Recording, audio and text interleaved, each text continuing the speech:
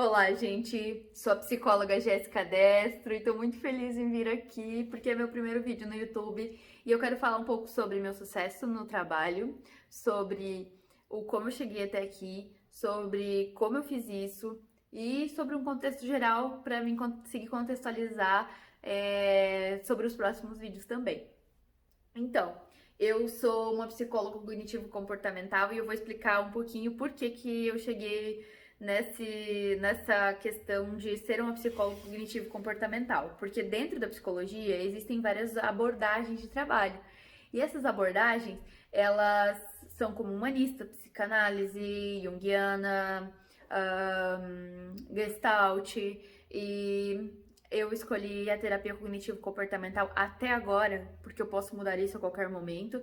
Se surgirem estudos mostrando que existem outra abordagem de trabalho melhor que terapia cognitivo-comportamental. Até então, pela Associação Americana de Psiquiatria, a maioria dos tratamentos adequados são dentro da terapia cognitivo-comportamental, que são terapia comportamental dialética, terapia focada em esquemas e assim por diante, ok? Então, eu com 12, 10 anos mais ou menos aí, passei por um sério trauma na minha vida, foi uma coisa bem complexa que me acarretou em vários problemas, que minha família não entendia o porquê e isso aí, história para um outro vídeo se vocês quiserem. Se vocês quiserem saber um pouco mais sobre isso, comentem aqui embaixo e curtam esse vídeo porque é muito importante para mim, para gerar mais engajamento e conhecimento de todo mundo, para o YouTube entregar para mais pessoas esse vídeo. Então, eu passei por esse trauma, mudei minha forma de se comportar e de ser drasticamente. Eu era meio fóbica social, assim, fechada, não tinha amigos, não entendia muito bem como é que funcionava o mundo, simplesmente estava aí vivendo. E aí, depois disso, comecei a ficar agressiva, bem, assim, explosiva, e minha família não estava entendendo muito bem por quê. Aí os anos foram passando, com quantos anos, mais ou menos? Com uns 15 anos, acho que é 15 anos, né, que vai no primeiro ano do ensino médio, eu reprovei na escola, eu não ia pra escola, eu aprontava, fazia tudo errado, fazia tudo que eu poderia ter feito de errado naquela época, eu fiz. E foi bem perigoso, bem ruim pra mim, que me gerou muitos problemas. Então, no primeiro ano do ensino médio, eu reprovei por nota, por falta, por tudo. Eu não tinha nota, não tinha nada. E a escola não ligou para meus pais. Hoje em dia, se o aluno falta, a escola entra em desespero. Antigamente, não foi isso que aconteceu. Meus pais ficaram sabendo da situação quando já estava muito complicada. E aí, então, foi causando muito problema na minha vida, mas eu não entendi o porquê. Eu simplesmente achava assim, se eu viver ou se eu morrer, também tanto faz. Eu não tô nem aí pra estar viva. E aí foi acontecendo, e eu não tinha limites. E não por falta de educação dos meus pais, porque inclusive eles tentaram de tudo. E aí no segundo ano do ensino médio, eu fui pra psicóloga, eles tentaram me ajudar. Antes disso ainda já tinha psicólogo também, não tinha dado certo. E aí no segundo ano pro terceiro ano, depois de vários psicólogos, eu consegui encontrar uma psicóloga que me ajudasse e que eu pudesse terminar pelo menos o ensino médio. Então, eu terminei o ensino médio, achava que aquilo era meu ideal. Pronto. Essa aí é a minha vida, vida que segue, e aceita que você vai ficar assim pro resto da sua vida. Dependente emocional dos outros, muito sozinha e sem entender muito bem o que estava acontecendo no mundo, e se eu morrer tá tudo bem. Então, fui querer fazer o quê? Fui fazer psicologia. Por quê? Porque eu pensei assim, preciso ajudar alguém, quero ajudar os outros. E minha psicóloga me ajudou. Então, eu vou atrás de estudar psicologia, porque meus pais sempre me falaram que, independente da condição econômica que eles tivessem, eles iriam me ajudar a pagar a faculdade. E tanto é que a gente não tinha nada, antigamente morava numa casa de madeira, acabada, sem nada, e aí depois a gente foi crescendo no sítio, e aí a família, né, a família inteira, eu, meu irmão, minha mãe e meu pai, naquela época, a gente cortava fumo, tirava leite, fazia tudo isso para poder fazer essa faculdade. E aí, então, meu pai e minha mãe pagaram minha faculdade porque a gente nem sabia que faculdade pública era melhor que particular. Para mim era faculdade e foi fazer e acabou. Então, fui fazer psicologia porque eu queria fazer direito e direito eu pensei assim, direito eu vou ter que defender além do fraco e oprimido, eu vou ter que defender o criminoso e eu não sei se ele é um criminoso, ele vai mentir para mim. Então eu não vou fazer direito, vou fazer psicologia. Aí eu fui fazer psicologia. No primeiro ano de psicologia foi uma catástrofe. Eu fui muito mal, eu não entendia nada e eu escrevia cérebro com S. E eu era tanto de querer ajudar todo mundo que olha o que foi acontecer comigo. Eu fui fazer um trabalho, eu escrevi cérebro com S, o trabalho inteirinho, porque eu me achei maravilhosa. Nossa, estou fazendo o trabalho inteirinho. Não estou copiando e colando, não estou fazendo nada de errado. Aí a turma inteira copiou de mim, metade da turma por aí, pra mais. O professor xingou todo mundo porque ele descobriu que pegaram um trabalho de uma pessoa só e até hoje ele não ficou sabendo que fui eu, claro, porque eu só estou contando isso aqui nesse vídeo porque é muito importante a gente ser real, ser verdadeiro e não se achar superior a ninguém. Então, no primeiro ano começou a dar problema, aí terminou meu relacionamento, aí sim, ó, ladeira abaixo, porque eu entrei numa crise catastrófica. A frase da minha vida era naquela época: preciso tanto dos outros que faço com que eles se afastem de mim, porque eu era catastrófica, realmente eu era sem noção. E aí então, todo mundo falava que eu tinha depressão e ansiedade. Tratava com depressão e ansiedade depois, na faculdade, que fui descobrir que não era depressão e ansiedade, e sim um diagnóstico grave, que não tinha cura no caso, que não tem, que eu tenho esse diagnóstico até hoje. Então, aí, depois disso, eu me tratei com uma nova psicóloga. Depois de diversas psicólogas, meu pai e minha mãe já não sabiam mais o que fazer comigo, que eles estavam tinham perdido as esperanças já, né? E aí, então, bem nessa época, no primeiro ano de faculdade, eu falei pra eles o que havia acontecido. Ai, uma bola de neve, sabe? Eu falei dos meus traumas da infância, fui explicar tudo isso pra eles. E aí eles falaram pra mim fazer terapia de novo. Fui pra psicóloga porque eu estava fazendo estágio naquela época e a minha chefe, que era minha professora, falou que queria que eu fizesse terapia porque eu tava muito problemática, tanto é que eu fui demitida daquele emprego. E aí quando eu fui pra psicóloga, eu comecei a melhorar aos poucos, comecei a evoluir. E aí então eu fui pro psiquiatra também e me tratei com medicação e com terapia. E aí realmente a coisa começou a mudar, eu comecei a ficar estável. E aí então, olha só o que aconteceu, ó, tudo tem reviravoltas. Eu era muito 880. Como que eu fui me transformar nesse 880? Daí que eu descobri. O meu diagnóstico não tem cura, mas o tratamento dele é essencial, ele é ótimo. E aí eu me transformei no 80 para estudar. Aí eu comecei a estudar tanto, que além de eu fazer o semestre normal da faculdade, eu peguei o semestre à noite, eu estudava de manhã, e aí eu à noite fui pegar um outro semestre para me estudar. Então eu fazia um semestre de manhã e outro à noite, para poder adiantar matéria para terminar antes meu curso. E aí começou aí minha melhora, que é, todo mundo acha que tem um diagnóstico e tá ferrado. Não, você pode transformar isso totalmente a seu favor. E aí eu comecei a mudar. E aí tudo começou a entrar nos eixos. E aí que começou o meu sucesso. E eu nem sabia disso naquela época. Eu achava assim, nossa, meu Deus, eu tenho que fazer isso pra mim resolver minha vida e tal. Não, realmente.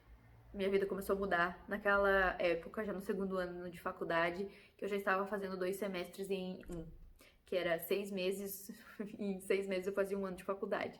Terminei antes? Sim, terminei antes, só não pude colar grau.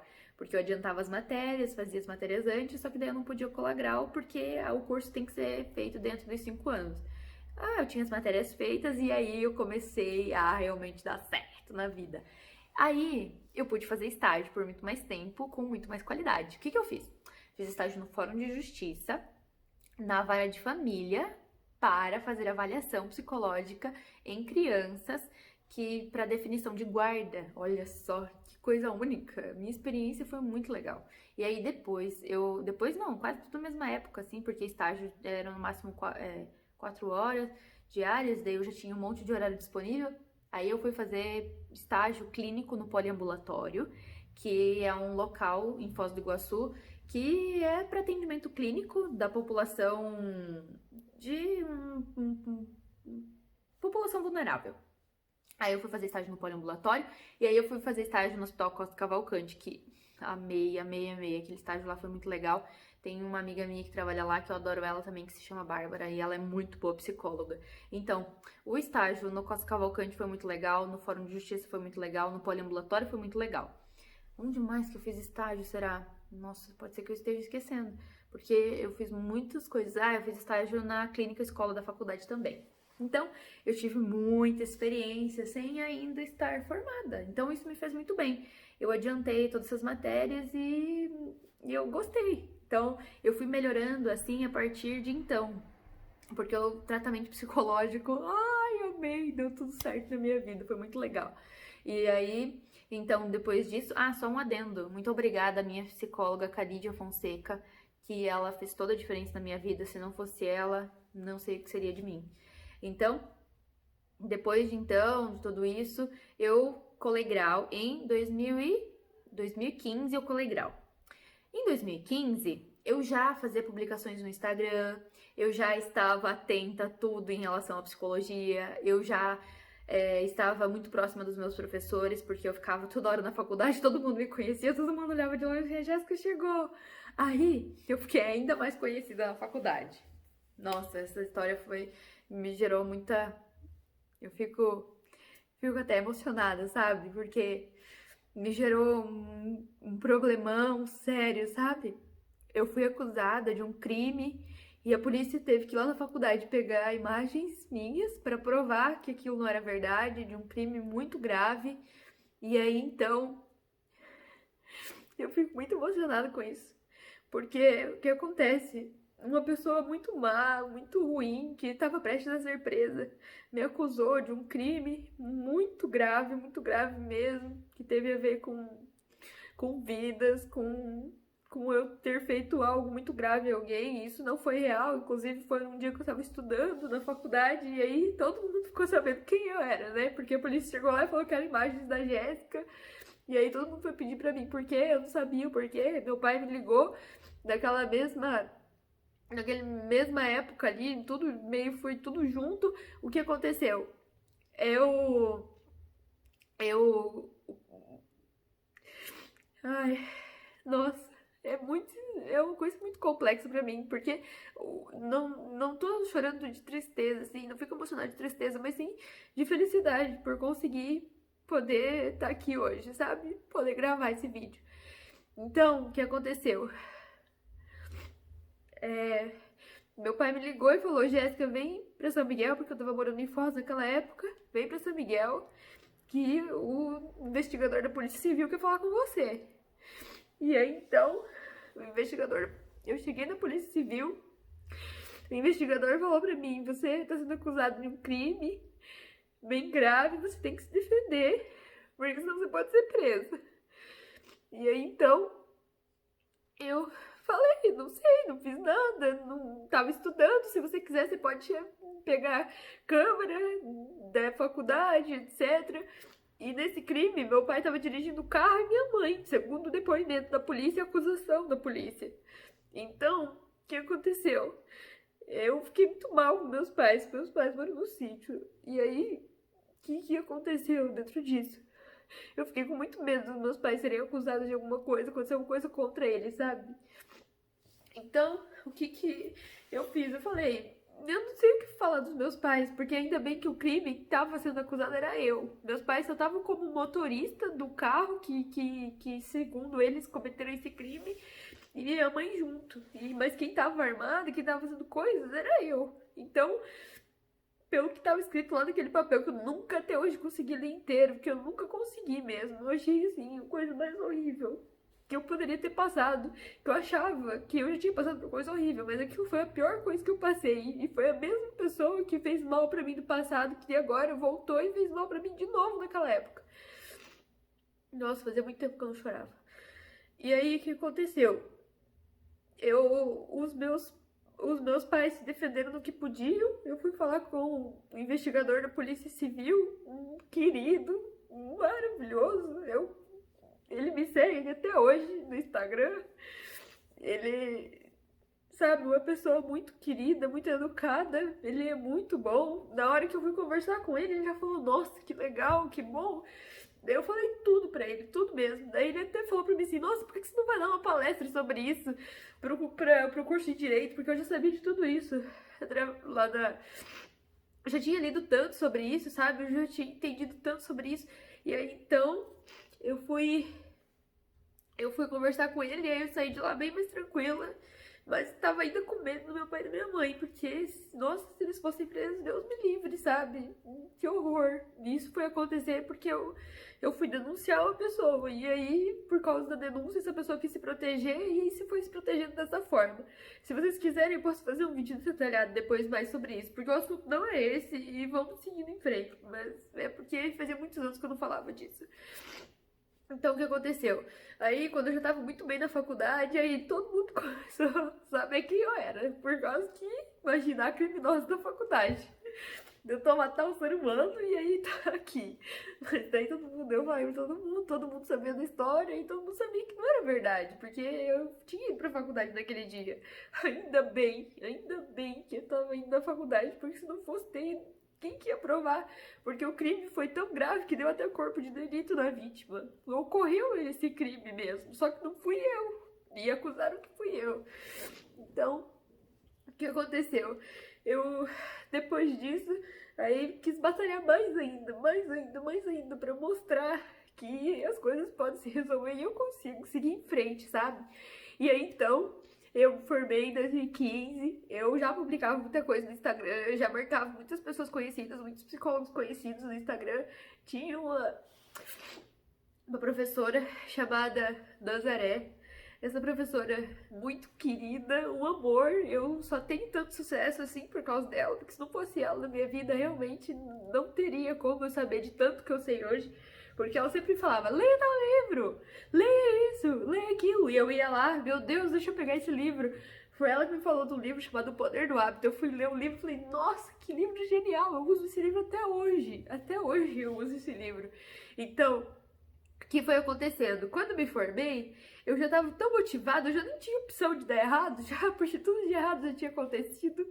E aí, como eu já tinha tanta experiência em estágio, porque eu tinha bastante tempo de fazer estágio, o que foi acontecendo? Eu comecei a publicar cada vez mais, eu fui me dedicando. Em 2015, 2016, eu morava em São Miguel ainda, daí eu consegui emprego como processo seletivo, acho que foi alguma coisa assim, na prefeitura. E eu fui coordenadora do CRAS na prefeitura. E aí, por ser coordenadora do CRAS na prefeitura, eu conseguia ter um dinheiro para trabalhar, que não era muito, era pouco, apesar do cargo ser muito bonito, não ganhava muito não. E aí eu trabalhava com uma equipe muito legal, mas esse trabalho no CRAS era muito difícil, porque apesar de eu gostar muito de ajudar as pessoas, a lei existia, mas eu não conseguia fazer tanto quanto eu queria. E aí, então, lá no final do ano de 2016, eu saí do CRAS e não voltei mais. E enquanto isso, eu pegava o ônibus e ia à noite para atender um paciente 45 quilômetros da cidade onde eu morava, que eu estava morando de volta em São Miguel.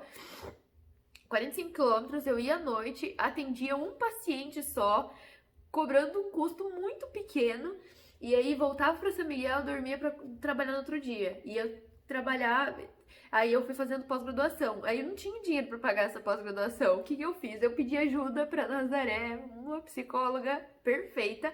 Aí eu pedi ajuda para ela me ajudou um monte, e aí eu consegui desconto nessa pós, que foi o que salvou minha vida, porque essa pós é muito renomada, é muito boa. É uma instituição muito reconhecida. Então, eu consegui entender muito mais sobre terapia cognitivo-comportamental por causa da Nazaré, por causa dessa pós. E aí eu fui tentando, eu fui seguindo.